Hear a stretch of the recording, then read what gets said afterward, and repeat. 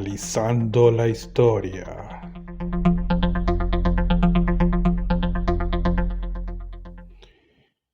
Bien, muy buenos días, buenas tardes, buenas noches, dependiendo la hora en que mis queridos oyentes y seguidores vayan a hacer uso de este audio. Saludos para todos, esperando que se encuentren muy bien. Para mí realmente es un gusto el poder estar con ustedes el día de hoy. Y de verdad que muchísimas gracias por estar hoy aquí. Y bueno, vamos entonces ya a empezar nuestro podcast de Analizando la Historia.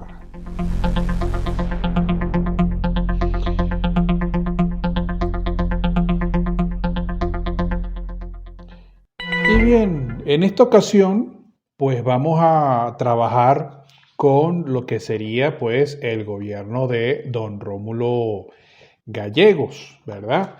Un presidente, si se quiere, pues bastante interesante desde el punto de vista de lo que este personaje fue, porque estamos hablando de un presidente que en este caso, si revisamos un poco su biografía, bueno, él va a nacer el, el 2 de agosto de 1884 en la ciudad de Caracas y va a morir también en Caracas, pero el día 7 de abril de 1969. Un personaje que se caracterizó por ser un político, educador y además de esto, escritor, que también es por una de los elementos que más se conoce a don Rómulo Gallegos, pero también porque en un momento de su historia fue presidente de la República de Venezuela.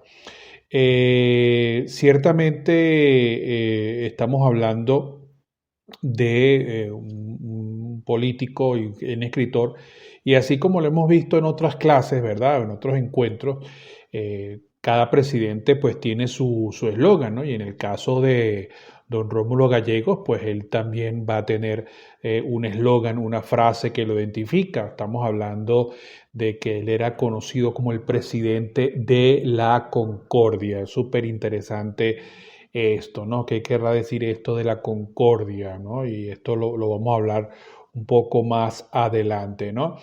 Una de las cosas interesantes, ¿verdad? Vamos a hablar primeramente de Rómulo Gallegos como escritor, ¿no? Que fue, bueno, primero que fue educador, ¿no? Y es más, una de las cosas interesantísimas es que uno de los estudiantes a los cuales Rómulo Gallegos le dio clases, pues fue, por ejemplo, el caso de las personas, de los integrantes de esta famosa generación del 28. Entre esos se encuentra, por ejemplo, Rómulo Betancourt, que posteriormente, y fíjense las cosas que tiene la vida, porque Rómulo Betancourt es el que en este caso le va a dar después a Rómulo Gallegos, que fue su profesor, un golpe de Estado. Cosas de la vida, ¿no? Con las que nos podemos encontrar aquí con respecto a estas situaciones, ¿no? O sea, el que lo formó es el que después le va a dar ese golpe de Estado, ¿no? Y por eso es que quizás es una también de las circunstancias que a mí me ha llevado a veces a no ver con buenos ojos a Rómulo Betancourt. Entonces, plomo para Rómulo Betancourt por haberle dado el golpe de Estado a Rómulo Gallegos. Pero bueno, lo que sí es cierto es que con Rómulo Gallegos, bueno, estamos hablando de, aparte de que fue educador, va a ser muy famoso con respecto a sus novelas. Entre esas podemos hablar que, porque quizás no me voy a enfocar mucho en esta parte, porque eso posiblemente lo hagan ustedes después en castellano y literatura. Pero, por ejemplo, entre sus novelas más famosas tenemos una que escribió él en el año 1930, conocidas como El último solar, ¿no? Y que después fue reeditada como El reinado solar, en este caso. Y luego en 1929, porque vamos a ir o sea, iba a ir por orden, pero bueno, me salté que en 1929 se escribe la novela Doña Bárbara, Y por supuesto, bueno, esta fue una novela que según lo que se plantea de Doña Bárbara, se dice que él escribió esta novela estando en un viaje que hizo Rómulo Gallegos con su esposa en Europa.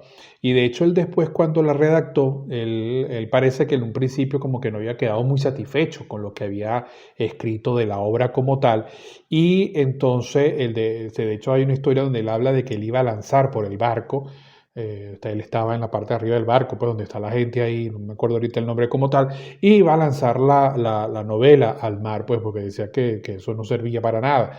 De hecho, pero su esposa, él le plantea a su esposa pues que revisara y ella es la que le dice que no lo haga porque la novela, bueno, es bastante buena, ¿no?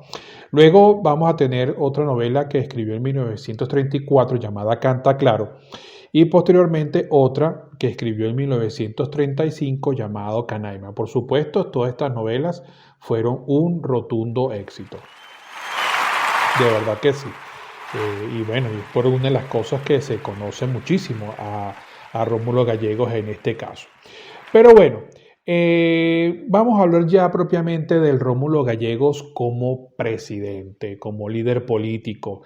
De hecho, se dice que Rómulo Gallegos va a ser el primer presidente que fue elegido con voto directo, universal y secreto, ¿no? Y para esa fecha hay que recalcar que las mujeres ya podían votar y también que para esa fecha, pues los que estaban y los que pudieron participar en esta primera votación directa, universal, secreta, donde de alguna manera pues esto le va a dar vida a la democracia, se habla de cerca de 1.183.764 personas votaron. Y de ese millón y tanto de votantes, Gallegos llega al poder con 871.764 votos. ¿Ok? Entonces, por lo cual va a ser el primer presidente dentro de la historia de Venezuela que es elegido como de un modo democrático. Ciertamente, bueno, digamos que este gobierno no fue muy duradero, fue un gobierno solamente de meses, lamentablemente, ¿no? Y en este caso se puede decir que por segunda vez se frustra esa experiencia de que un hombre intelectual lleve las riendas del país, ¿no? Porque en un primer momento, en una primera oportunidad, esta circunstancia se presenta con el doctor José María Vargas, que ya sabemos básicamente qué fue lo que sucedió, y la misma circunstancia se vuelve a repetir, pero con don Rómulo Gallegos, y que en este caso, pues, lo van a derrocar precisamente, pues fueron los militares en este caso, ¿no? Digamos que antes de llegar a ser el presidente, él va a ocupar algunos cargos bastante interesantes. De hecho, se dice que Juan Vicente Gómez le ofreció en una oportunidad un puesto en su gobierno y que luego de la muerte de Gómez, junto a, a los estudiantes, él comienza su carrera política, que es lo que lo va a llevar después a la presidencia en 1848, ¿no? Rómulo Gallegos va a llegar al poder con con el apoyo, con el patrocinio o el apadrinazgo del Partido Acción Democrática, ¿no? Y entonces se hace referencia que del 100% de los votos, él llega al poder con el 70% de los votos, ¿no? Y bueno, como les dije, su gobierno fue de meses, 11 meses precisamente fue lo que duró su gobierno y su periodo presidencial pues comienza a partir de febrero de 1948. En cuanto a características, bueno, se puede decir que siguió los lineamientos de la Junta de Gobierno. Recuérdense que anteriormente había estado funcionando en Venezuela una Junta de Gobierno a raíz de que a Isaías Medina Angarita también le dieron un golpe de Estado. Él va a promulgar una nueva ley de reforma agraria, va a fomentar lo que es el 50 y 50, que ya lo había iniciado Isaías Medina Angarita, y va a sindicalizar a los obreros con la Cámara de Trabajadores de Venezuela. ¿Ok? Entonces eso es un punto que es importante tenerlo en cuenta. Otra cosa que podemos decir es que él va a organizar al campesinado con la creación de la Federación Campesina y bueno, Gallegos va a visitar al presidente Harry Truman, que fue el presidente que ordena el lanzamiento de la bomba atómica durante la Segunda Guerra Mundial contra Japón, en Hiroshima y Nagasaki. Y bueno, Gallegos va a visitar al presidente Harry Truman buscando apoyo del gobierno de los Estados Unidos, ¿no? Pero bueno, lamentablemente este proceso, este ensayo de la democracia se va a ver interrumpido lamentablemente, ¿ok? Porque de cierta manera, bueno, va a estar rondando mucho a Gallegos las conspiraciones, ¿no? Van a estar a la orden del día, va a haber un descontento en la población, empiezan a surgir acusaciones en contra del gobierno de Gallegos por parte de algunos partidos políticos, por ejemplo, el Partido Social Cristiano COPEI empieza a acusar a Gallegos de que su gobierno no era honesto con la administración, los estudiantes van a acusar a Gallegos de que su gobierno no está administrando de manera correcta el dinero. El Partido Comunista de Venezuela va a atacar también a Gallegos, metiéndose con lo que sería la situación económica que está viviendo Venezuela. Y bueno, y todo se va a complicar mucho más cuando se da lo de la ley de impuestos sobre la renta, ¿no?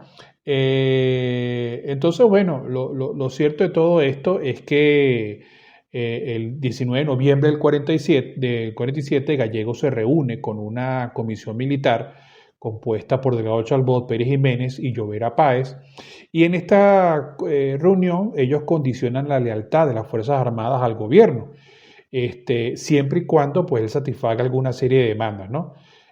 Por ejemplo, se hablaba de sacar a Rómulo Betancourt del gobierno.